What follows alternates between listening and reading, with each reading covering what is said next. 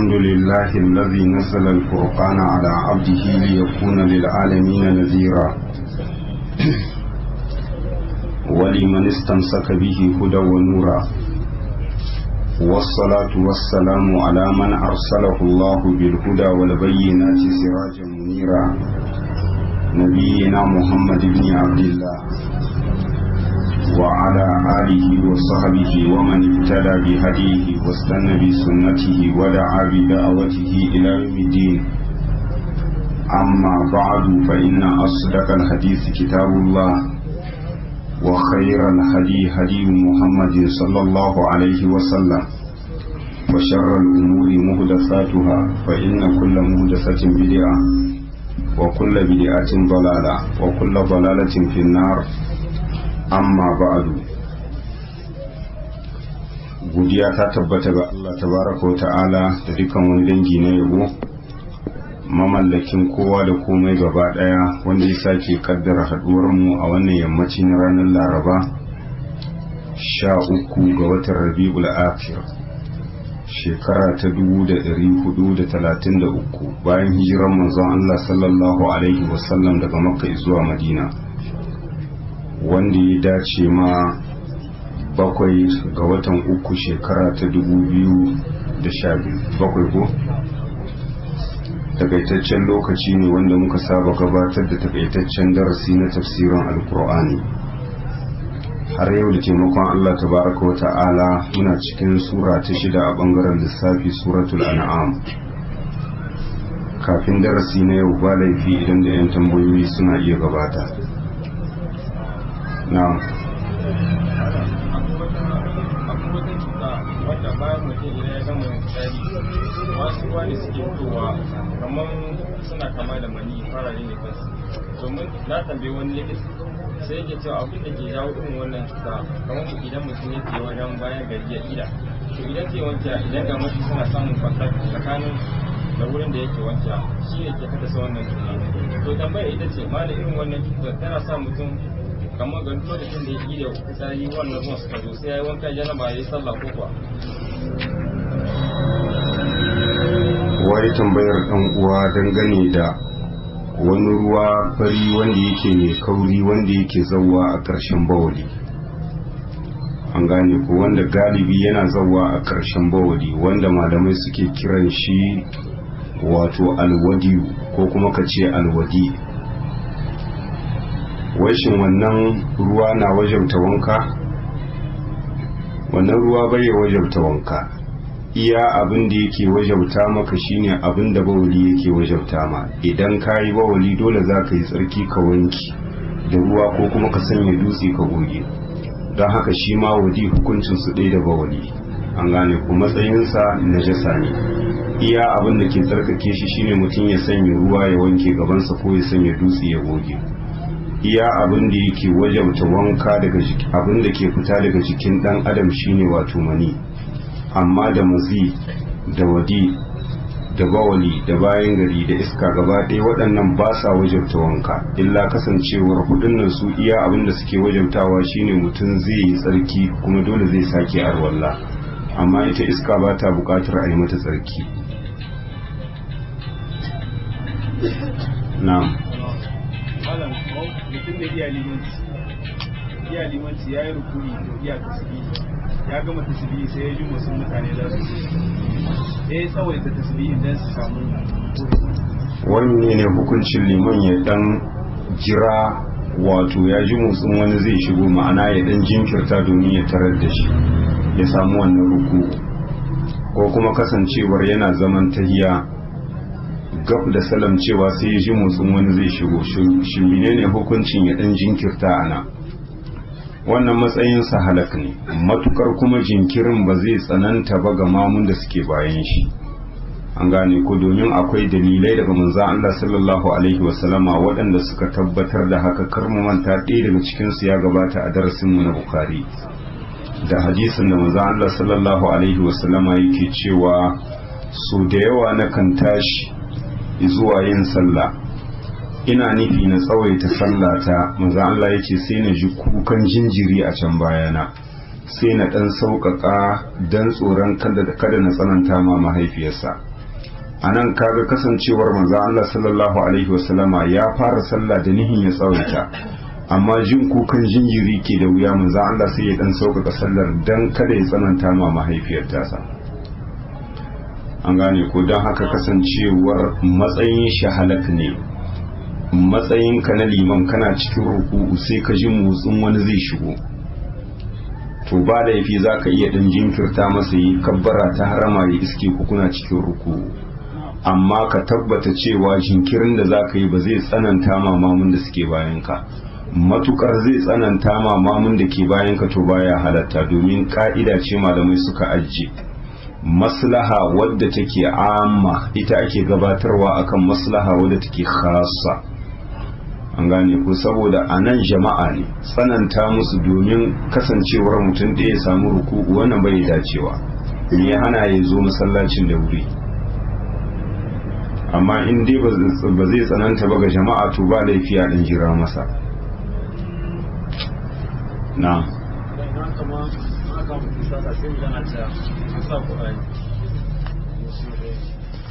wai misali kamar wani kaya ya bace ko aka yi sata sai ka ji an ce an sa Qur'ani, menene matsayin sanya Qur'ani? A takaice dai shi sanya Qur'ani aslan abu ne wanda yake na halak, amma fa sabanin sanya alqur'ani da ake cewa ana an sa alqur'ani, shi asali abinda ake nihi da cewa an sanya alkur'ani ma'ana an muku magiya, an hada ku da Allah, an hada ku da girman alkur'ani. Abin nan da ya bace wanda ya san ya samu ya dawo da shi, magiya ce ake maka, wanda magiya da alkur'ani daidai yake da magiya da zatin Allah subhanahu wata'ala, domin alkur'ani sifa ce daga cikin sifofinsa, ba wata halitta bace ba ta daban. An gane ko? Yanda zan iya maka magiya in ce wani dan Allah in har kai ka dau abu kaza ka dawo mun da shi, to haka ya halatta in muku magiya da alkur'ani. Idan mutum ya fuddo falillahi alhamdu, dama haka ake bukata, in an maka magiya an hada ka da Allah to ka ji magiyar da aka maka. Idan ya ki huddowa, ubangiji ta'ala yana iya gaggauta masa sakamako tun daga rayuwarsa ta duniya, yamma Allah ya jefe shi da wata cuta ko kuturta ko wata rashin lafiya ta daban ko wata musiba, ko kuma Allah ya jinkirta masa hukuba sai a gobe kiyama. Wannan shine matsayin sanya Qur'ani. In kaji an ce an sanya Qur'ani ma'ana an maka magiya ne da Allah, amma fa mu san da cewa ka'ida ba kowane abu bane ba kawai zaka yi ta ma mutum magiya da ubangiji tabaraka wa ta'ala ko da alqur'ani kai masa magiya, saboda yawaita haka yana kai mutane su yana kai mutane su rena ajwalin ubangiji tabaraka wa ta'ala, ya zamanto ba sa ganin kimar shi, kamar yanda yau mutane sun dauki alkur'ani ba wani kaya bane mai daraja, ba wani abu bane mai daraja, ba kuma ya kawo haka ko yawan sa alkur'ani. Dan abu wanda yake kalilan bai taka kara ya karya sai ya ce an sanya alkur'ani. Shi ko magiya da ubangiji tabaraka wata'ala sai abu wanda yake mai matukar mahimmanci ya kai ya kawo an rasa ta hanyar da za a bi, to anan yake dacewa sai ama mutum magiya da ubangiji tabaraka wata'ala. Amma ba haka ba kawai daga an yi abu kaɗan kawai in yi ta maka magiya in yi ta haɗa ka da girman ubangiji ta'ala, bai ya dacewa. Don haka dai in muka koma a asali a shari'a, yin magiya da alkur'ani halaka shine ake cewa an sanya alkur'ani, amma ba dole bane cewa in an sanya alkur'ani shi mai laifi ya ki fitowa ya yi bayani cewa alkur'ani ya kama shi. Wannan al'amari ne na Allah, Allah yana iya gaggauta masa hukuma kuma yana iya jinkirta masa.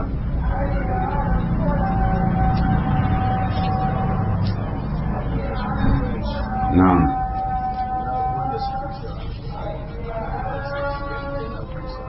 Kamar kaka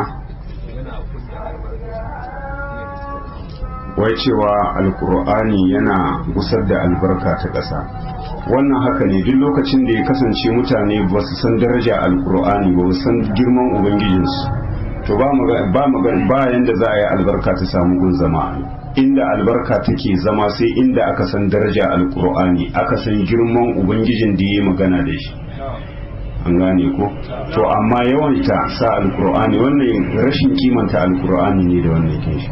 za mu iske babi na musamman a cikin kitabun tauhid. Magiya ba akan komai ba ake ma mutum magiya, sai akan abu wanda yake ya kai ya kawo. Shi ku da in ce maka dan Allah da in ce maka dan Qur'ani duk ɗaya ne, ma'ana ina maka magiya da alqur'ani, wanda alqur'ani sifa ce daga cikin sifofin ubangiji tabaraka wa ta'ala, daidai yake in ce maka dan Allah. To shine cewa abu kaza ya bace dan Allah, wanda ya san ya tsinci abin nan ya dawo da shi.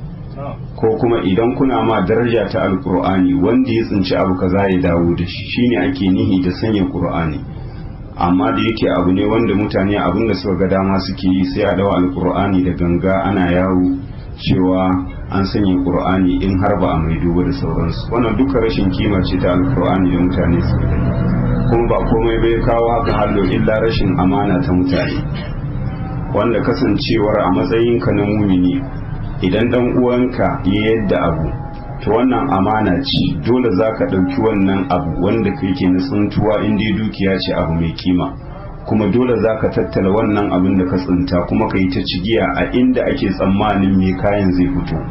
Bayya halatta a matsayinka na mumini ka yi amfani da wannan dukiya da ka tsinta in dai ba dukiyar da take gaugawar lalacewa ba ce, sai an samu tsawon shekara.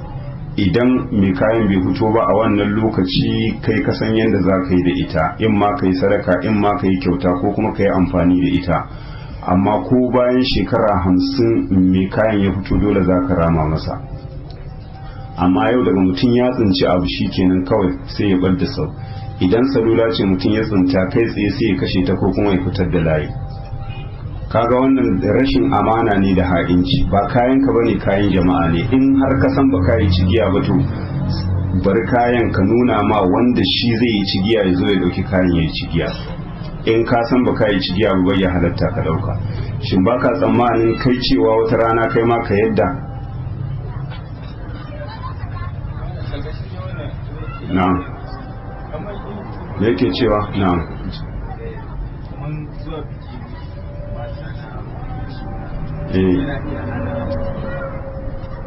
Wai misali biki na mata, wannan al'ada ne, an gane ko, kamar biki da mata suke haduwa su yi idan an yi aure ko kuma an yi aihuwa, matsayin shi al'ada ne.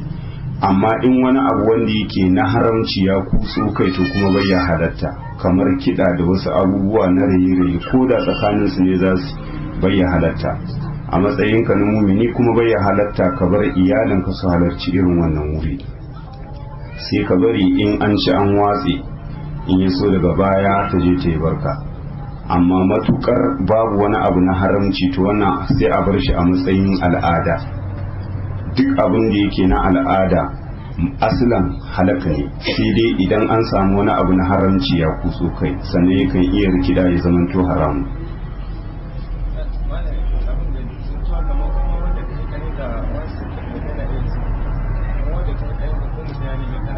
Abinda mutum zai iya amfani da shi na tsuntuwa shine abinda wato zuciya ba ta hange zuwa gare shi. Kamar yanzu misali mutum idan ya da jika guda ko jika biyu, kaga zuwa jimawa zuwa gobe zuwa jibi zai iya mantawa da wannan kudi da ya zuda. To wannan in ka tsinci kamar jika guda ko jika biyu ko jika uku da sauransu, ba laifi in kayi cigiya kwana 2 kwana 3 zuwa 4, me wannan kin bai fito ba kana iya amfani da su. Amma misali ka tsinci jikka 5 ko jikka 10 ko sama da haka, to dole ka ajiye ka yi ta cigiya tsawon shekara, saboda duk mutumin da ya yadda jikka 5 in dai ba mai kuɗi bane ba to har shekara ta dawo ba zai manta ba, zai iya ce maka rana kaza na yadda jikka 5. An gane ko, wani kan iya cewa to ai jikka 5 ko jikka 10 a wajen wani ba komai ba ce. Iya abin da ake la'akari da shi mafi yawan jama'a, mafi yawan mu'anan talakawa ne. Jikka 5 kuɗi ce, kwana nan mutum zai ɗauke yana amfani da ita idan ya canza ta. An gane ko, amma duk abin da mutum zai yi gaugawar mantawa to wannan ba laifi idan ka tsinta kai tsaye ka yi amfani da shi.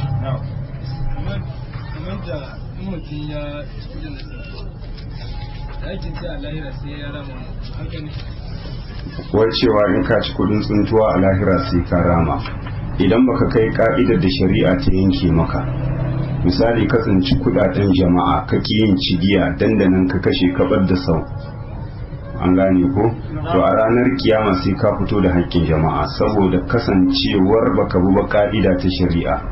In kai tsuntuwa tsawon shekara za ka yi kana sanarwa, kuma sanarwa a inda ake tsammanin za a samu mai kaya, kuma za ka yi a lullube, ma'ana waye da kudade.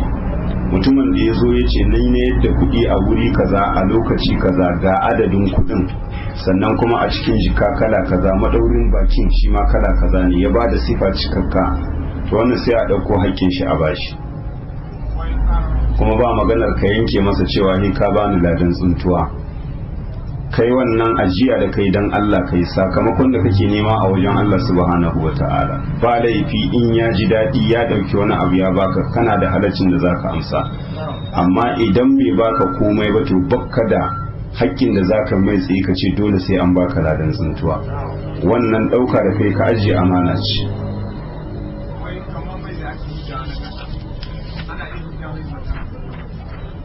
wai misali albarkatun ƙasa da ake fitarwa kamar man fetur ko wani gawayi ko wani karfe ko man fetur da sauransu, shin akwai zakka a cikinsu? A magana mafi inganci akwai zakka, tare da cewa wasu malamai sun takaita zakka akan abin da yake abinci daga cikin abin da yake fita daga cikin ƙasa, amma nasi na alkur'ani da sauran dalilai sun nuna duk abin da ake tonowa na arziki ƙasa to wannan akwai zakka a cikin shi, kamar yadda ubangiji ta'ala yake ce mana ya ayyuhal ladzina amanu anfiqu min tayyibati ma kasabtum, sai ce wa mimma akhrajna lakum min al-ard. Ash-shahid wa mimma akhrajna lakum min al-ard, ubangiji ta'ala yace ku ciyar wato daga cikin abin da muka fitar muku daga cikin ƙasa na albarkatunta. Duk wani arziki da Allah ya binciko shi daga cikin ƙasa to wannan akwai zakka a cikin shi, kamar yadda da yawa daga cikin magabatan kwarai sun tafi akan haka. Wasu suka ce ba zakka akan abin da ya shafi irin waɗannan abubuwa sai dai abinci, amma faɗa mafi rinjaye man fetur ko iraniyan ko zinare ko ma menene da ake tonowa daga cikin ƙasa akwai zakka a cikin shi. Darasi da ya gabata da taimakon Allah tabaraka wa ta'ala, kamar yadda muka faɗa, muna cikin sura ta 6 ita ce suratul an'am, wanda mun tsaya ƙarshen aya ta 140.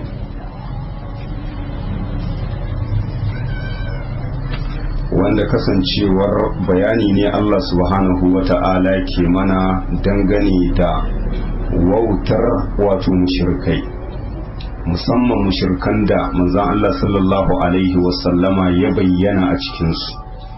Don haka wannan sura bayani ya gabata. Abdullahi dan Abbas Allah ya kara masa yadda yake cewa duk mutumin da ke son ya gane tsabar wauta da rashin hankali na larabawa kafin zawar manzon Allah sallallahu alaihi wasallama to ya karanta wato suratul an'am har zuwa kusan ta, wanda nan wani bangare ne daga cikin wautar tasu ubangiji tabaraka wa ta'ala ke nuna mana, wanda abinda Allah ya shaddada musu na ni'ima sai suka haramta ma kansu wani bangare, suka halitta ma kansu wani bangare kuma ba tare da wata hujja ba ko wani dalili, kamar yadda ubangiji ta'ala kafin haka yace wa kadhalika zayyana li kathirin minal mushrikina qatla auladihim shuraka'uhum liyurduhum wa liyalbisu alaihim dinahum walau sha'a rabbuka ma fa'al walau sha'a Allahu ma fa'aluhu fadharhum wa ma yaktarun wa qalu hadhihi an'amun wa harsun hijr la yaqamuha illa man nasha'u bi za'mihim وأنعام حرمت ظهورها وأنعام لا يذكرون اسم الله عليها افتراء عليه سيجزيهم بما كانوا يفترون وقالوا ما في بطون هذه الأنعام خالصة لذكورنا ومحرم على أزواجنا وإن يكن ميتة فهم فيه شركاء سيجزيهم وصفهم إنه حكيم عليم قد خسر الذين قتلوا أولادهم سفها بغير علم وحرموا ما رزقهم الله افتراء على الله qad ballu wa ma kanu muhtadin. Shine ubangiji ta'ala kafin haka yace waja'alu lillahi mimma zara'a min al-harth wal an'ami nasiba faqalu hadha lillahi bi za'mihim wa hadha li shuraka'ina fama kana li shuraka'ihim fala yasilu ila Allah wa ma kana lillahi fa huwa yasilu ila shurakaihim sa'a ma yahkum. Ubangiji ta'ala yace mushrikai sun sanya ma Allah rabo daga cikin abin da suka noma na kayan gona wato da dabobi. An gane ko idan kaka ta yi suka tattara amfanin gonakansu bayan sun fitar da abin da yake nasu wato sai su fitar da wani bangare kuma sai su kasa shi biyu, wannan kashi ɗaya na Allah ne, wannan kashi ɗaya kuma na gumakanmu ne. faƙalu haza lillahi bi zamihim wa haza li shuraka'ina, suka ce wannan na Allah ne, wannan kuma na gumakanmu ne. fama kana li shuraka'ihim fala yasilu ila Allah, abin da ya kasance na rabon gumakansu to wannan ba zai sadu ba zuwa ga rabu na Allah subhanahu wa ta'ala. wa ma kana lillahi fa huwa yasilu ila shuraka'ihim, amma abin da ya kasance daga cikin rabu na Allah subhanahu wa ta'ala to shi wannan yakan iya saduwa zuwa rabo wanda yake na gumakansu. Misali idan aka kasa garke biyu, wannan na Allah wannan na gumaka, idan wata dabba daga cikin garke na Allah subhanahu wa ta'ala ta koma cikin garke na gumaka sai a ce to ai Allah mawadaci ne, gumakanmu su ne mabukata, ba za a dawo da ita ba a cikin rabo na Allah subhanahu wa ta'ala. Amma daga cikin rabon gumaka idan dabba ta ketara cikin rabo wanda yake na Allah kuma wannan sai a dawo da ita. Idan daga cikin rabon gumaka wata dabba ta mutu to gibin daga cikin rabo na Allah subhanahu wa ta'ala za a dauko a ciki. Haka idan aka yi bako ko aka yi wani mabukaci a cikin rabo na Allah za a dauka a bashi ba a cikin rabo wanda yake na gunki. An gane ko shine Allah ya ce fama kana li shuraka'ihim fala yasilu ila Allah wa ma kana lillahi fa huwa yasilu ila shuraka'ihim sa'a ma yahkum. In dai musiba ta fada ma wani kaso daga ciki to in dai kaso ne na gunki to akwai inda za a cike gibin a cikin rabo na Allah subhanahu wata'ala za a ciki. Amma in musiba ta fada a cikin kaso wanda yake na ubangiji tabaraka wata'ala sai su ce ai Allah mawadaci ne, ba maganar a cike gibin. Shine Allah ya ce sa'a ma yahkum, abinda suke hukunci da shi ya munana. Kenan in har gaskiya ne sun tabbatar da cewa gumakan nan su ma alloli ne, sun cancanta abauta musu, to me yasa za su bambanta su akan haka? Kamar yadda shi Allah shine ya cancanta abauta masa, a iya ganin su gumaka sun cancanta abauta musu, to an kasa an fitar da na Allah an fitar da na gunki. To me yasa tunda kun daidaita su a cikin ibada kuma me yasa za ku bambanta su a wannan bangare? Shine Allah ya ce sa'a ma ya hukumuna, abinda suke hukunci da shi Allah ya ce ya munana. Sai suka ce wato hadhihi an'amun wa harsun, shine Allah ya ce kuma wa kadhalika zayyana li kathirin minal mushrikeena qatla awladihim shuraka'uhum, wato haka al'amarin Allah ya ce wa kadhalika, wato haka al'amarin yake, wato zayyana li kathirin minal mushrikeena qatla awladihim shuraka'uhum, wato dewa daga cikin mushrikai wato gumakansu sun kawata musu wato shine kashe 'ya'yansu. Me Allah yake nihi da shuraka'uhum anan sune wakilan da suke kula da gumaka, sune ake kiransu as-sadana. Sai suka kawata ma mabiyansu cewa su kashe 'ya'yansu, a kama diya ta mata da ranta abin ne ta domin tsoron Allah wadai da kaskanci. Sannan kuma 'ya'ya maza sai a kama su a kashe su da ransu, me yasa? Saboda tsoron talauci. Ba kowa ya kawata musu haka illa gumakansu, kasancewar waɗanda suke kula da su. Shine Allah ya ce li yurduhum, dan su hallakar da su, wal yalbisu alaihim dinahum, kuma dan su rikida musu addinin su kasa gane inda aka sa gaba. Domin a cikin addinin Ibrahimu alaihi salam iya bulbudin da suka samu ba maganar mutum ya binne diyar shi mace da rai ko kuma ya kashe 'ya'yansa saboda tsoron talauci. Shine Allah ya ce walau sha Allahu ma fa'aluhu fadhahum wa ma yaftarun, da ubangiji ta'ala ya so da ba za su aikata haka ba. Don haka Allah ya ce fazarhum wa ma yaftaru, kyale su da abin da suke yanki na ƙarya suna jingina ma ubangiji tabaraka wa ta'ala cewa shi ya umarce su da haka. An gane ko? Wauta ta gaba sai suka ce hadhihi ana amun wa harsun hijr, waɗannan dabobi ma'ana raƙumman nan wa harsun wato da kayan gonan nan hijr wato haramun ne, la ya da'amuha illa man nasha'u bi zalimi, ba wanda ya halatta ya ci daga cikin kayan gonar nan ko kuma waɗannan dabobi sai dai wanda muka ga dama. wa ana amun hurrimat zuhuruha, wasu dabobin wasu raƙumman Allah ya ce hurrimat zuhuruha, wato an haramta hawan gadon bayan su, ma'ana ba a hawa. Shi kuma irin wanda ake ma wannan tuntuni bayanin ya gabata a daidai fadar Allah subhanahu wa ta'ala, ma ja'ala Allahu min bahiratin wala sa'ibatin wala wasilatin wala ha, wanda taguwa idan ta yi aihuwa uku, duk kowace aihuwa tagwaye take aihuwa, to wannan taguwa sai a haramta hawan bayanta, cewa ta zama taguwar Allah, ma'ana ba a hawan bayanta, ba a tatsar nonanta sai dai bako, an gane ko da sauransu. Haka amalan da yake kusantar taguwa in ta aiki 'ya'ya biyu kusan sau uku, shi ma sai a keɓance shi a ware shi, ba a hawan bayan shi, ba a masa dautu. Shine yace wa ana amun la yazkuruna smallahi alaiha iftira'an alai, wato wasu dabobin ba sa ambatan sunan Allah idan za su yanka su, iftira'an alai, wato dan yanken ƙarya da jinginawa ga Ubangiji tabaraka wa ta'ala. Sai a ware wasu daga cikin dabobi cewa in za a yanka su to ba a kama sunan Allah, sai dai a kama sunan gunki. Ubangiji ta'ala ya ce sai zihim bima kanu yaftarun, da sannu Ubangiji ta'ala zai sa kauta musu dangane da abin da suka kasance suna yanki, wato na ƙarya suna jingina masa, shine na haramta bangaren wani abu daga cikin abin da Allah ya jaddada musu, kuma sannan su halitta ma kansu wani bangare. Wa qalu ma fi buduni hadhihi al-an'ami, sai suka ce abin da ke cikin waɗannan dabbobi, wannan kenan taguwa in ta yi ciki so uku ta haifi tagwaye, to wanda za ta haifa na gaba shine ake faɗa. Sai su ce ma fi buduni hadhihi al-an'ami khalisatun li zukurina, abin da ke cikin wannan taguwa wato keɓantacce ne ga mazajenmu, ma'ana namiji in an yanka zai iya ci, wa muharramun ala azwajina, amma haramun ne ga matanmu, ma'ana mace ba za ta ci ba amma namiji shi yakan iya ci. wa in yakun maitatan, wannan ciki idan taguwar kuma ta haifo shi a mace, fa hum fihi shuraka, to da mazanmu da matanmu masu tarayya ne, kowa ya halatta ya ci. An gane ko? Ma'ana taguwa idan ta yi aihuwa su uku misali 'ya'yan tagwaye, to in ta sake samun wani ciki, wannan ciki in dai ta haife shi lafiya, to wannan taguwa idan an buƙaci yanka ta to haramun ne mace ta ci, sai dai namiji. Amma wannan ciki in ta aihu shi a mace, to ya halatta kuma maza da matan duka suna iya ci.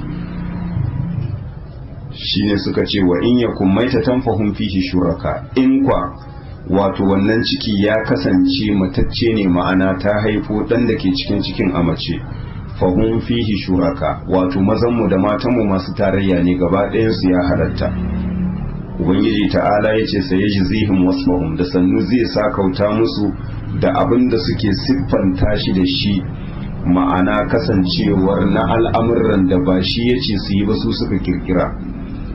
Innahu hakimun alim, lalle Ubangiji ta'ala mai hikima ne dangane da abin da yake shar'anta ma bayansa, kuma masani ne dangane da halayensu. To wannan kaɗan ne daga cikin tsabar wautarsu wadda wato kasancewar manzon Allah sallallahu alaihi wasallama ya same su a kanta. Shine Allah ya ce kada kasiran allazina qatalu auladahum safahan bighairi ilmi wa harramu ma razaqahumullahu tira'an 'ala Allah qad ballu wa ma kanu muhtadin. Tabbas waɗanda suka kashe ƴaƴansu dan wauta ba tare da ilimi ba, Ubangiji ta'ala ya ce hakika sun tabe. Wa harramu ma razaqahumullah, kuma suka haramta ma kansu abinda Allah ya azurta su, iftira'an 'ala Allah, din yanken ƙarya da jingina ma Ubangiji tabaraka wa ta'ala. Ma'ana sun kashe ƴaƴansu ba tare da hujja ba, sannan sun haramta ma kansu abinda Allah ya azurta su ba tare da wata hujja ba, kawai ƙarya ce suka yanka suka jingina ma Ubangiji tabaraka wa ta'ala. Ubangiji ta'ala ya ce tabbas sun tabe, kad ballu, kuma tabbas wato sun kauce ma tafarki madaidaici wa makanu mutade.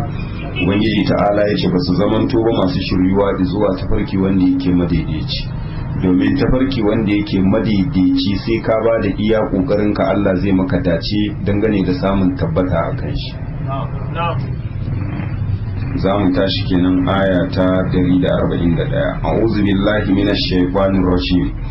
qala Allah tabaaraka wa ta'ala wa huwa alladhi ansha'a jannatin ma'rushatin wa ghayra ma'rushatin wan nakhla waz zar'a mukhtalifan ukuluhu waz zaytuna war rumman mutashabihan wa ghayra mutashabih kulu min thamarihi idha athmar wa atu haqqahu yawma hasadihi ولا تسرفوا إنه لا يحب المسرفين ومن الأنعام حمولة وفرشا كلوا مما رزقكم الله ولا تتبعوا خطوات الشيطان إنه لكم عدو مبين 8 أزواج من الضأن 2 ومن المعز 2 قل أذكرين حرم أم الأنثيين أما اشتملت عليه أرحام الأنثيين نبئوني بعلم إن كنتم صادقين ومن الإبل 2 ومن البقر 2 قل أذكرين حرم أم الأنثيين أما اشتملت عليه أرحام الأنثيين أم كنتم شهداء إذ وصاكم الله بهذا فمن أظلم ممن افترى على الله كذبا ليضل الناس بغير علم إن الله لا يهدي القوم الظالمين. wato ubangiji ta'ala ke cewa wa huwa allazi ansha'a jannatin ma'rushatin wa ghayra ma'rushatin. Ubangiji ta'ala shine wato ya kage halittar gonakai waɗanda suke ma'rushatin wato masu yado. An gane ko? Idan aka ce ma'arusha wato ita ce gona wadda aka shuke ta da abin da ke yado, kamar misali irin su inabi, irin su duma da sauransu, wanda kasancewar manoman iya abin da ake musu sai a musu wata rumfa za su ringa bi sama suna yado. To irin wannan gona ita ce ake ce mata jannatun ma'arusha. Shine ce wa huwa allazi ansha'a jannatin ma'arushatin. Ubangiji ta'ala shine ya halicci gonakai waɗanda suke masu yado wa gaira ma'arushatin, kuma da waɗanda ba sa yado, kamar gona wadda take ta dabino da sauransu. Shi dabino ba yado ba yake, an gane ko? Shine yace wa gaira ma'arushatin, wato yace da gona wadda take ba ta yado. Wan nakhla, ubangiji ta'ala shine ya halicci dabinnai wa zar'a, wato da shuka mukhtalifan ukulu, wanda wato ‘ya'yansa ko kuma ɗanɗanansa wato ya saba. Za ka ji akwai wanda yake ɗanɗanansa yana da zaƙi, akwai wanda yake kuma mai yami. Mukhtalifan ukulu, wanda ɗanɗanansa abinda ake nihi da al'ukul a nan shine abba'am, wanda amma asali idan aka ce al'ukul shine ‘ya'yan itace, kamar yadda Ubangiji ta'ala ya ce ukuluha da'imun wa zilluha. ‘Ya'yan itacen aljanna Allah ya ce madawwama ne, ma'ana ba sa yankewa a wani zamani zuwa wani zamani, kullum akwai su. Shi ne ya ce muktalifan ukulu, wato ɗanɗanon ‘ya'yan itacen wato ya saba. Idan ka ɗau dabino za ka ji wani yana da zaƙi, wani kuma sai dai bauri. Wazzaituna, Ubangiji ta'ala shi ne ya halicci wato shi ne zaitun olive. War rumana, kuma shi ya halicci wato itaciya ta ruman. Mutashabihan wa gairar mutashabi, akwai wanda yake makamancin juna, akwai kuma waɗanda ba sa kama da juna. Kulu min samarihi idza asmar, Ubangiji ta'ala ya ce ku ci daga cikin ‘ya'yan itacen nasa idan ya yi ‘ya'ya, ma'ana gonar da kuka shuka, Ubangiji ta'ala ya ce in ta yi ‘ya'ya ku ci. Wa atu haqqahu yawma hasadi, sannan ku ba da haƙƙin abin da kuka noma a ranar girbi. Wala tusrifu, Ubangiji ta'ala ya ce kar ku wuce gona da iri, ma'ana ku yi banna. Innahu la yuhibbul musrifin, domin Ubangiji tabaraka wa ta'ala bayya kaunar bayi waɗanda suke mabannata. A nan abin da muke so mu gane, bayan waccan aya da ta gabata kasancewar iya abin da suka noma na kayan gona sai su kasa, bayan sun fitar da nasu, wannan na Allah ne, wannan na gunki ne. Shin abin da muke tambaya, gunki yana tarayya da Ubangiji tabaraka wa ta'ala a cikin halittar wani abu, gona da sauransu? kenan baya tarayya da ubangiji tabaraka wa ta'ala a cikin wannan, tunda ubangiji ta'ala shi ya halicci gonakan, da gona wadda take mai yado da wadda ba ta yado. Kenan dan haka gunki bayya tarayya da ubangiji tabaraka wa ta'ala bashi da haƙƙi, bai cancanta ba a ware wani abu kaso daga cikin abin da aka noma a ce nashi ne. Kenan ubangijin da ya halicci wannan gona shi yake da haƙƙi a ciki, domin gona ni'ima ce daga cikin ni'imominsa.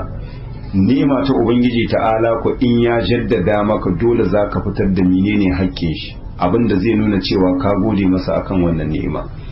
Dan haka yace wa huwa allazi ansha'a jannatin ma'rushatin, lalle ubangiji ta'ala shine ya halicci wato gonakai waɗanda suke masu yaduwa gaira ma'rushatin da waɗanda ba sa yado.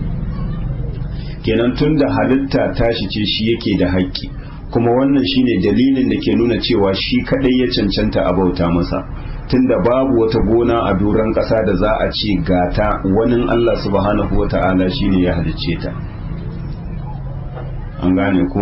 Don haka kuma sai ya ce wa nakhla, haka nan da binnai ubangiji ta'ala shi ya halicce su. Kenan wa an sha'an nakhla, wannan ma'rufun ne ala jannat. Me yasa aka ware dabino a nan, sannan aka ware zaitun, aka ware rumman, tare da cewa da dabino da zaitun da rumman gaba ɗayansu suna daga cikin gonakai a abin da Allah ya ambata. Nan an ware su a wajen ambato saboda matukar mahimmancinsu. Wannan salo ne wanda yake na larabci, idan ka ambaci abu a dunkule to sai ka ware abubuwa waɗanda suke masu mahimmanci kuma sai ka yi adafi a kansu, kamar yadda ubangiji tabaraka wa ta'ala a can cikin suratul anbiya ubangiji ta'ala ya ce wa auhaina ilaihim fi'ilal khairati wa iqamas salati wa ita'az zaka wa kanu lana abidi. Wato ya ishaq alaihi salam da ɗan shi yaqub ubangiji ta'ala ya ce mun yi musu saƙon wato aikata ayyuka na alkhairu, sai yake cewa wa iqamas salati wa ita'az zaka, da tsaye da sallah da bayar da zakka. Shin yanzu tsaye da sallah da bayar da zakka ba sa cikin ayyuka waɗanda suke na alkhairu? Ma'ana su ne ma a layi na farko. To amma saboda mahimmancin tsaye da sallah da mahimmancin bayar da zakka da Allah ya ce mun turo musu da sakon cewa su aikata ayyuka na alkhairu, sai Allah ya ce kuma wa iqamas salati, mun turo musu sakon cewa su tsaye da sallah kuma su bayar da zakka, dan a nuna mana sallah da bayar da zakka abubuwa ne waɗanda suke masu matukar muhimmanci. Kamar yanzu da Allah subhanahu wa ta'ala ya ce da mu hafizu ala salawati was salati al-wusta wa qumu lillahi qanitin. Ubangiji ta'ala ya ce ku kiyaye wato akan yin salloli, sai ya ce was salati al-wusta, sannan kuma ku kiyaye sallah wadda take mafificiya. An gane ko? Shin sallah mafificiya kamar yadda ya tabbata daga manzon Allah sallallahu alaihi wasallama ita ce sallah ta la'asar. Da aka ce hafizu ala salawati, shin sallah ta la'asar ba ta ciki? Tana ciki. To amma dan a nuna mana daga cikin sallolin nan biyar fa tana da wani muhimmanci doriya akan sauran salloli, don haka sai Allah ya ce was salatil wusta, wato ku kiyaye sallah wadda take mafificiya.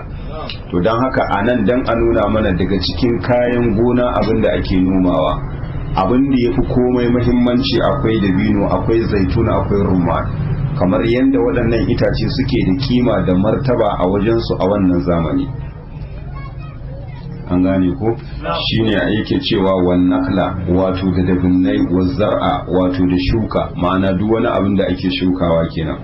Mukhtalifan ukulu, wato ɗanɗanansa Allah ya ce ya saba. Ubangiji ta'ala shi ya halicci zaitun, shi ya halicci rumman. Mutashabihan, akwai waɗanda suke kama da juna amma sun samu bamban a wajen ɗanɗano. Wa gaira mutashabih, akwai waɗanda kuma ba sa kama da juna. Sai ce kulu min samarihi idza asmar, ku ci daga ƴaƴan itacen idan sun yi ƴaƴa. Kenan wannan umarni ne daga ubangiji tabaraka wa ta'ala, amma iya umarnin abin da yake fa'idantarwa shine halacci, dan ba dole bane ba abin da ka noma in yayi ƴaƴa dole sai ka ci. A'a, wannan halacci ne ubangiji tabaraka wa ta'ala yake nuna mana. Sai ya ce wa atu haqqahu yawma hasadi, ku ba da haƙƙin abin da kuka noma a ranar girbi. An gane ko? Ita ce zakka. Idan ya kasance gona ce wadda ruwan sama ya shayar da ita, to wannan in ka kasa duk a kashi 10 za ka ɗau kashi 1 shine haƙƙi na Allah, amma abin da ka noma in ya kai tiya 300, in ya kai tiya 300 misali duk a tiya 10 to tiya 1 za ka ware ita ce haƙƙi na Allah subhanahu wa ta'ala. Sawa'an menene ka noma, hatsi ne ko dawa ce ko wake ne ko gujiya ko alkama ko shinkafa da sauransu. Iya dai abin da ya gabata a cikin darasinmu na hadisi cewa abin da aka rike shi a matsayin abinci kuma na ajiyuwa to shine zakka take zama wajibi a kansa. Idan ku abin da ka shayar da shi ne da ƙarfinka, misali a rijiya kake janyo ruwa ko kuma kasancewar a tauki kake ɗaukowa ka bada ko wata ƙorama ce ka janyo, to shi kuma iya abin da yake haƙƙin Allah a ciki shine nisful ushur. Idan ya kai tiya 300 duk a tiya 10 za ka ware tiya ɗayan nan sai ka raba ta tsakiya, wannan 9 da rabi naka ne, rabin shine haƙƙin Allah subhanahu wa ta'ala. Wannan kenan abin da ka shayar da shi da wahala, sharadi dai ya zamanto ya kai tiya 300 shine iya gwalgwadon abin da yake nisabi na kenan kayan gona. Wannan kuma Allah ya yi amfani da ranar girbi, saboda duk lokacin da aka yi girbi to wannan shine aka samu tabbacin cewa an samu amfani a biyanina. Kenan a irin wannan lokaci idan misali ba waɗanda suke girbi ba ne, kamar misali wanda ake kala sai an tara an yi baga an hada sannan a bige in za a sanya rumbu, a wannan lokaci ne za a fitar da haƙƙin Allah. Kenan duk a san 10 sannan sai a fitar da san 1 shine haƙƙin Allah. Amma wannan bagar a yi kirda da cewa za ta kai tiya 300, in dai ba ta kai tiya 300 to babu maganar zakka. An gane ko in an ba da wani abu wannan sadaka ne. Sai ce wala tusrifu, wato kar ku wuce gona da iri. Me ake nihi a nan? Ma'ana kar ku yi kyauta da duk abin da kuka samu na kayan gona gaba daya, domin wannan israfi ne kamar yadda malamai suka bayyana. Abin da Allah yake nufi a nan da yace ku ba da haƙƙin abin da kuka noma a ranar girbi, sai ce amma wala tusrifu, kar ku wuce makaɗi da rawa, ma'ana ka ɗauki kayan gonar gaba ɗaya ka bada. innahu la yuhibbul musrifin, lalle ubangiji tabaraka wa ta'ala bayya kaunar wato bayi waɗanda suke masu wato wuce gona da iri a cikin dukiyarsu. dan haka mai Allah ya faɗa ga mu'minai, wallazina idza anfaqu lam yusrifu wa lam yaqtu wa kana baina zalika qawama. Su mu'minai duk abin da za su ciyar ba sa wuce iyaka, sannan kuma ba sa kubru su kasa kai inda ake bukata a kai. Ubangiji ta'ala ya ce ciyarwarsu ta kasance tsaka-tsakiya ce, babu wuce iyaka sannan kuma babu kasa kai inda ake bukatar a kai. Tare da cewa shi lafazin al-israf yana daukan ma'anar sarrafa dukiya a fuska wadda take haramtacciya, ma'ana ka sanya dukiya ba inda Allah ya ce a sa. Tare da cewa amma lafazin at-tabzir shine yake daukan wannan ma'ana, ka sanya dukiya akan hanya wadda take haramtacciya shine ake kira da almubazziranci. Shi kuma idan aka ce al-israf wato shine wuce iyaka, imma a cikin abu wanda yake na halaka ko kuma abu wanda yake na haram. Kenan dai anan Allah yana nuna mana tunda shi ya jaddada mana wannan ni'ima to shine yake da haƙƙi, amma gumaka ba su da wani haƙƙi cewa a ware cewa ga nasu. Haƙƙin Allah subhanahu wata'ala in an ware shi kwatmanzan shi ya bayyana mana fuska kamar guda 8 wadda ake sarrafa dukiya ta zakka, wadda za mu iske cikin suratul wato at-tauba, innamas sadaqatu lil fuqara'i wal masakin al-aya. Wa min al-an'ami hamulatan wa farsha, daga cikin wato raƙumma ubangiji tabaraka wa ta'ala shine ya halicci hamula, wato shine raƙumin da yakan iya ɗaukan lautu sawa'an namiji ko mace. Wa farsha kuma shine ya halicci kankanin raƙumma, ma'ana waɗanda ba su kai ai musu lautu ba. Idan aka ce hamula shine raƙumin da wato yake iya ɗaukan lautu sawa'an raƙumi ne ko taguwa ce. Idan aka ce alfarsh wato shine karamin raƙumi sawa'an namiji ko mace wanda ba a iya masa lautu. An gane ko? Wannan shi ma kenan adafi ne. Wa khalaqa min al-an'ami hamulatan wa farsha, ubangiji ta'ala shi ya halicci raƙumi wanda ke iya ɗaukan lautu wa farsha da wanda baya iya ɗaukan lautu. Kulu mimma razaqakumullah, ku ci daga cikin abin da Allah subhanahu wata'ala ya azurta ku wala tattabi'u khutuwati shaytan wato kar ku sake ku bi hanyoyin shaytani shine abin da yake kawata muku na ku haramta ma kanku wani abu kuma ku halitta ma kanku wani abu ba tare da wata hujja ba daga Allah subhanahu wata'ala innahu lakum aduwwun mubin lalle shaydani gare ku ku ƴaƴan adam wato abokin gaba ne wanda yake mabayyanin kiyayya dan haka shine yake ingiza waɗannan bayi su haramta ma kansu wani bangare daga cikin abin da Allah ya jaddada musu na ni'ima kuma su halitta ma kansu wani bangare ba wani umarni bane daga Allah subhanahu wata'ala a kawatarwa shaydani ce sai ya ce samaniyata azwaj wato daga cikin waɗannan raƙumma da Allah tabaraka wa ta'ala ya halitta mu wannan kenan badal ne na hamulatan wa farsha samaniyata azwaj ubangiji ta'ala daga cikin raƙumma ya daga cikin dabbobin al'an'am wanda shi lafazin al'an'am kamar yadda bayani ya gabata jinsin nan guda hudu sune ake kira al'an'am raƙumma shanu tumaki awaki to shine yake cewa daga cikin dabobin samaniyata azwaj ubangiji ta'ala ya halitta muku ma'ana ya halicci dangogi guda 8 min abba'anisnai daga cikin tumaki wato akwai dangi biyu ma'ana namiji da mace wa min alma'azisnai daga cikin akuya awaki shi ma akwai dangi biyu ma'ana namiji da mace ubangiji ta'ala ya ce kula azzakaraini wato ce da su shin daga cikin tumaki da awaki rago da bunsuru ne Allah ya haramta muku kula azzakarai ne harama shin mazan ne Allah ya haramta muku daga cikin tumaki da awaki ma'ana rago da dan akuya amil unsaye ne ko kuma matan ne Allah ya haramta muku ma'ana ita tinkiyar da akuya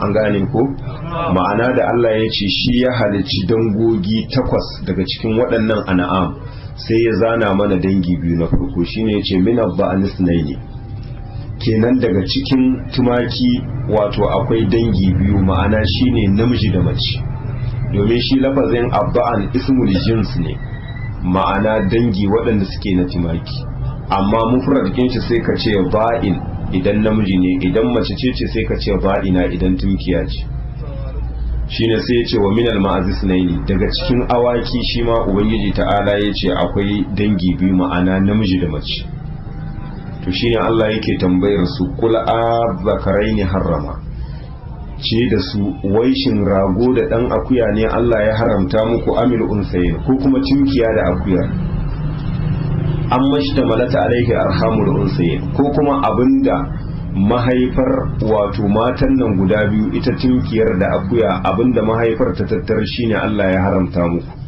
tare da cewa ita kwa mahaifa ba abinda take tarasuwa illa face namiji da mace kawai an gane ku duk abinda dabba take aihuwa in ma namiji ko mace shin mazan ne Allah ya haramta muku rago da dan akuya ko kuma tunkiya da akuya ko kuma abinda mahaifar ita tunkiyar da akuya ta taras shine Allah ya haramta muku gaba daya shine Allah ya ce nabbi'uni bi ilmin in kuntum sadiqin ku bani labari wato bi ilmin kuma da an gane ko da hujja wadda take gamsassa in kuntum sadiqin in har kun zamanto masu gaskiya cewa abu kaza haramun ne ga mazan ku banda matan ku amma idan ya kasance kaza halak ne maza da matan za su iya tarayya a ciki kamar yadda waccan aya ta gabata shine yace nabbi'uni bi ilmin ku bani labari dangane da ilimi ma'ana da hujja wadda take gamsassa in kuntum sadiqina in har kun kasance masu gaskiya cewa kaza haramun ne kaza halak ne sai ce wa minal iblis ne wato daga cikin raƙumma wato akwai dangi biyu shine namiji da mace wa minal baqar ne daga cikin shanu ma ubangiji ta'ala ya ce akwai dangi biyu ma'ana namiji da mace kul azzakaraini ce da su shin wato amala ne da sa harama ubangiji ta'ala ya haramta muku amil unsayeni ko kuma taguwa da saniya an mashtamalat alaihi arhamul unsayi ko kuma abin da mahaifar ita taguwar da saniya ta taras na ƴaƴa cewa shine Allah ya haramta muku am kuntum shuhada'a idh wassakumullahu bihadha, ko kuma kun kasance kuna halarci lokacin da Allah ya muku wasiya dangane da haka cewa kaza haram ne kaza halaka ne, shin kuna halarci kuna nan Allah ya ce muku kaza? Wannan a takaice bango ne ubangiji tabaraka wa ta'ala ya kai su. Kun ce kaza haramun ne, in taguwa ta zo da ciki tagwaye so uku, to in ta zo da ciki na hudu cewa wannan taguwa ta riga ta zama taguwar Allah, an ware ta gunki ce, ma'ana ba a hawan bayanta, ba a yanka ta a ci namanta, kuma ba a mata lautu, kawai sai a sake ta, ta zama sa'iba kenan. An gane ku, ta 'yantar da kanta. Da wanda aka ware cewa maza suna iya ci amma ban da mata, da wanda aka ware cewa in ya zo a mace maza da mata suna iya tarayya. To shine Allah a nan ya kai su bango ake tambayar su cewa dai Allah dai shi ya halicci waɗannan dangogi 8 daga cikin dabbobin nan, wanda dabbobin nan ku sune kuke amfani da su, in ma shanu ko kuma raƙumma ko tumaki ko awaki. To gaba ɗayan su gunki bayya tarayya da ubangiji game da halittar ɗaya daga cikin su. To tunda shi ya halicci waɗannan dangogi guda 8, tambaye su, shin daga cikin tumaki da awaki mazajen ne Allah ya haramta, ma'ana rago da ɗan akuya su ne Allah ya haramta, ko kuma matan ne Allah ya haramta, ita tinkiyar da akuya, ko kuma abin da mahaifar tinkiyar da akuya suka tarar shi ne Allah ya haramta? Kenan anan hujja ake son su bada. In kun ce a mazan ne rago da ɗan akuya su ne aka haramta, to menene illar ta haramta su, menene yasa suka zamanto haramun? In kun ce akuya da tunkiya, to menene illar da ta sanya ita tunkiyar da akuya suka zamanto haramun? An gane, ko kuma abin da mahaifar ta taras shine haramun. Kenan in abin da mahaifar ta taras, kenan bai ya halatta kuma ku ci wani abu daga ciki, saboda ita dai mahaifa ba abin da take dauka, in ma namiji ko mace. To haka in ka dauka a cikin raƙumma, haka in ka dauka a cikin shanu. A ƙarshe sai Allah ya ce, to ko kuma kun kasance kuna halarci lokacin da Allah ya muku wasiya, ma'ana cewa kar ku ci kaza ku ci kaza. Shine sai Allah ba wata hujja da za su bada ana, ba wata hujja. In sun ce mazan ne Allah ya haramta, to dole za su kawo micece hujja. Idan mace can ce, to menene illar? Idan ku abin da mahaifar ne ta taras, to menene illar? Shine sai Allah ya ce, am kuntum shuhada, ashin ku kun zamanto kuna halarci idh wasakumullahu bi hadha, lokacin da Allah ya muku wasiya dangane da haka, cewa ai akwai wata dabba wadda take sa'iba, akwai wasila, akwai kuma bahira, akwai wadda take ha. Shine sai ya ce, faman azlamu, babu wani wanda yake mafi zalunci sama da mimman iftara ala Allah kadiban, mutumin da ya yanki ƙarya ya jingina ga Allah, li yudilla an-nas bi ghairi ilm, dan ya batar da mutane ba tare da ilimi ba tare da wata hujja ba. Wanda aslan wanda ya sunnanta musu wannan mummunar sunna shine Amr ibn Luhay al-Khuzali, wanda ya tafi wani bulaguransa wajen Sham, ya ga wasu suna bautar gunki, yace su bashi guda, ya zo da shi ya girka shi a nan Ka'aba, ya kirayi Larabawa zuwa bauta ma wannan gunki. Wanda hadisi na cikin Bukhari, manzon Allah ya ce, wallahi na gan shi yana jin ɗiyan hanjin shi a ƙasa a cikin wuta. Manzon Allah ya ce, shine man sawwaba sawa'iba wa bahral bahair, shine yasa ya shar'anta musu irin waɗannan abubuwa, cewa taguwa in ta yi ciki so kaza, to wanda zai biyo baya ba a hawa ba a kaza, shine ya ware musu akan wannan. Shine anan Allah ya ce, faman azlamu, babu mafi zalunci mimman iftara ala Allah kadiba, sama da mutumin da ya yanki ƙarya ya jingina ma Allah ba tare da sani ba. An gane ko, mimman iftara ala Allah kadiba, da ya yanki ƙarya ya jingina ma ubangiji tabaraka wa ta'ala, li yudilla an-nas bi ghairi ilm, dan ya batar da mutane ba tare da sani ba. Inna Allah la yahdi al-qawma adh-dhalimin, lalle ubangiji tabaraka wa ta'ala bai ya shiryar da mutane azzalamai zuwa tafarki wanda yake madaidaici. Duk wanda ya kauce ma tafarki madaidaici dan radin kanshi, to ubangiji tabaraka wa ta'ala sai dai ya kara ingiza shi, ba magana a shiryar da shi. Sai ya ce, kullu ajidu fi ma uhiya ilayya muharraman ala qa'imin yaqamu illa an yakuna maitatan aw daman masfuhan aw lahma khinzirin fa innahu rijs aw fiskan uhilla li ghayri llahi bi faman yuqra ghayra bagin wala adin fa inna rabbaka ghafurur rahim. Ubangiji ta'ala ya ce da su la ajidu fi ma uhiya ilayya muharraman ala qa'imin yaqam, ce da su ni fa wato ban samu wani abu wanda yake haramun game cin abinci da zai ci cikin dangane da duk abin da aka mun wahayi, ma'ana ban ga wani abu ba da aka ce haramun ne ga duk mutumin da ke cin abinci ya ci wannan, ya ce illa an ya kuna maitatan, sai dai idan ya kasance mushe ne, audaman masfuhan ko kuma jini wanda yake mai kwarara, aulahama khinzirin ko kuma nama wanda yake na alade, fa innahu rijsun, wannan dai wato gaba ɗayansa wato najasa ne. Aw fiskan uhilla li ghairillahi bi, ko kuma abinda aka yanka shi akan rashin da'a, ma'ana aka kirayi sunan wani Allah akan yankan shi, an gane ko? Aw fiskan ko wani abu wanda yake na rashin da'a, uhilla li ghairillahi bi, wanda aka ɗaukaka sunan wani Allah akan yankan shi, ma'ana abinda aka yanka ba tare da sunan Allah ba. Sai ce famanin burra gaira bagin wala adin, duk wanda bukata ta fakar da shi zuwa cin ɗaya daga cikin abubuwan da aka haramta masa, gaira bagin ba yana mai zalunci ba, ma'ana kasancewar haka kawai yana da abincin da zai ci ya ci abin da Allah ya haramta masa, wala adin kuma ba mai ketare iyaka ba, fa inna rabbaka ghafurur rahim, lalle ubangiji ta'ala mai matukar gafara ne ga bayansa kuma majikai ne dangane da bayansa mu'minai. A nan kasancewar manzon Allah sallallahu alaihi wasallama, ubangiji ta'ala yace ya faɗa musu bayan kenan wancan bayani da ya gabata an nemi hujja me yasa abu kaza kuka ce haramun ne, abu kaza kuka ce halal. To tunda ba hujja, Allah yace ga ya musu ce ni ban samu wani abu wanda yake abin haramtawa cikin abin da aka yi min wahayi game da wani abinci da mai ci yake ci, sai dai abin da ya zamanto musai, ko kuma in ake cewa musai shine duk dabbar da ta mutu ba tare da an yanka ba, in dai ba dabba bace ba ta teku, kuma ba fara bace ba kifi bane ba, tare da cewa shi kifin yana daga cikin dabbobi waɗanda suke na ruwa. Sai ce audaman masfuhan ko kuma jini wanda yake mai kwarara. Idan aka ce addamul masfu shine dabba da ranta a huda ta jini ya zubo, wannan haramun ne, ko kuma idan an yanka dabba jinin da yake tsiyaya shi ma wannan haramun ne, domin ana kiran shi addamul masfu. Amma banda jini wanda yake cikin tsoka da sauransu, shi wannan matsayin shi halak ne. Da kuma jina ne guda biyu, wato ita ce saifa wato da hanta, wannan su matsayinsu su kuma halak ne, an gane ko? Kamar yadda sunna ta manzon Allah sallallahu alaihi wasallama ta ware mana daga cikin jinin da aka haramta mana cewa da saifa wato da hanta su wannan halaka ne, wanda asalin su jini ne yake daskarewa.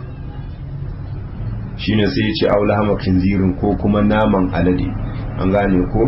Ba naman kaɗai ba, har kashin shi da duk abin da ya tattaru da shi wannan haramun ne.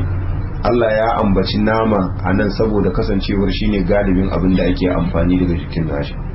Sai ce fa innahu rijsun, wato fa innahu rijsun, shi naman alade wato najasa ne. Ana addamir yaqudu ila aqrabil mazkur, an gane ko?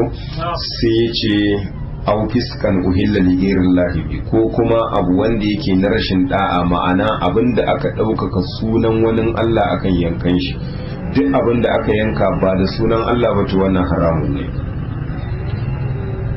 Tare da cewa abubuwan da aka haramta ba su taƙaita ba akan wannan aya, kar mu manta aya ta gabata a cikin suratul ma'ida, hurrimat alaykumul maita waddam wa lahmul khinziri wa ma uhilla li ghayrillahi, sai ce wal munkhaniqatu wal mawquzatu wal mutaraddiyatu wan nadiha wa ma akala sabu.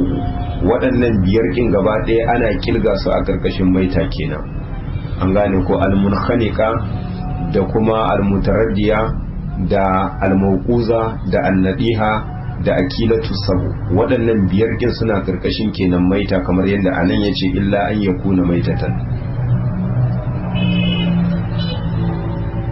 Shine sai yace amma duk wanda bukata ta fakar da shi zuwa cin abin da Allah ya haramta masa, ma'ana kana cikin tafiya ba abinci, guzuri ya yanki, ba kudin sayen shi, kuma ka nemi a taimaka maka an ki taimaka maka, ko a cikin dokar daji ne kake balantana ka nemi a taimaka maka idan ka samu mushe ko naman alade ko ma mai ne ka ci dan maganin yunwa to wannan ba laifi. shine Allah yake cewa gaira bagin wato ba yana mai zalunci ba wala adin kuma ba ketare iyaka ba ga abinda zaka iya ci ya maka maganin yunwa ka ci abinda Allah ya haramta maka in dai ba akan wannan hali bane sai ka koma waccan ayin yace fala isma alai babu wani zunubi akan sa ya gabata a cikin suratul baqara sai yace fa inna rabbaka ghafurur rahim lalle ubangijinka mai matukar gafara ne ga duk wanda ya tuba sannan kuma kai ne dangane da bayin sa mu'minai. Wannan kenan da waccan aya da wannan tana nuna mana wani nau'i abinda Allah ya haramta mana illa kasancewar bai takaita ba akan haka sai ka koma a cikin sunna ta manzon Allah sallallahu alaihi wasallama akwai wasu daga cikin dabobi wanda Allah ya haramta mana kamar yadda hadisi ne sahihi na cikin Muslim ke Abdullahi dan Abbas yake cewa na ha Rasulullahi sallallahu alaihi wasallam an kulli dinabin min as-sibai wa kulli dhi mikhlab min ad-dayr. Manzo Allah sallallahu alaihi wasallama ya haramta cin dukkan wato abu wanda yake mai hira daga cikin asiba. Idan aka ce asiba sune dabbobin da suke farauta da kansu. Duk dabbar da take farauta in dai tana da wannan haƙori da ake ce masa nab na nan wannan mitsi ne. To wannan haramun ne a cita. Kamar irin su damusa, kamar irin su zaki. An gane ko wannan dukkan su haramun ne. Sai yake cewa wa kullu zi mikhlabi min ad-dayr da dukkan wanda yake ma'abucin kwamburu ma'ana shine farce irin na meki daga cikin tsuntsaye su kuma wannan haramun ne su ma Allah ya haramta su kamar irin su meke da sauransu wannan su ma dukkan su haramun ne. Me yasa saboda suna da farcen da ake kiran shi mikhlab irin su angulu. Sannan daga cikin sunna ta manzan Allah sallallahu alaihi wasallama al-Imam Shafi'i yace duk abinda manzan Allah ya yi umarni cewa a kashe da wanda yace kar a kashe to wannan shi ma na nuna haramun ne. An gane ko da duk abinda aka ce a kashe domin akwai wasu dabobi wanda manzan Allah sallallahu alaihi wasallama ya ambace su cewa fawasik ne yana halatta a kashe su sawa'an a cikin sarari ko a cikin harami. Wanda kasancewar ya gabata tun a cikin darasinmu cewa waɗannan su ya halatta a kashe su to duk dabbar da aka ce ya halatta a kashe to haramun ne a ci ta. Haka wadda aka yi hani dangane da kashe ta kamar kudan zuma haramun ne shi ma a ci. An gane amma abin da yake fita daga cikin kudan zuma kuma wannan halaka ne domin ni'ima ne daga cikin ni'imomin ubangiji tabaraka wa ta'ala. Amma ka kama kudan zuma ka soya ka ci wannan haramun ne. Me yasa saboda manzon Allah sallallahu alaihi wasallam yayi hani dangane da kashe kudan zuma wannan mula haka nan tururuwa ita ma an yi hani dangane da kashe ta. An gane ko dan haka al-Imam Shafi'i ya dau ka'ida akan haka duk abin da aka ce a kashe ko wanda aka hana a kashe to wannan matsayin shi ma haramun ne sai ka hada su.